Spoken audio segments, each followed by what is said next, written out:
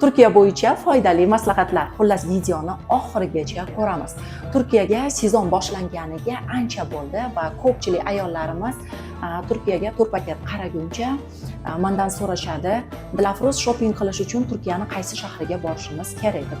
Agarda sizda Turkiyaga borishdan asosiy maqsad shopping bo'lsa, bunaqa holatda sizga maslahatim Turkiyani Istanbuliga paket oling va Istanbuldan otel tanlaguncha ham bozor yaqinidan tanlang.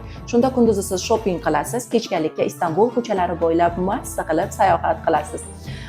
Agarda siz menga tinchlik kerak, menga dengiz, ovqatlanish, yana plyaj bo'lish kerak, men hech narsani o'ylamasdan shunchaki massa qilib dam olmoqchiman desangiz, bunaqa holatda sizga tavsiya qilaman Turkiyani Antalya, Alanya, Dalaman, Bodrum va Kushadasi mana shu shaharlarini tavsiya qilaman. Bu yoqda ovqatlanish все включено konsepsiyada va o'zingiz xohlagandek hech narsani o'ylamasdan plyajda massa qilib yotasiz.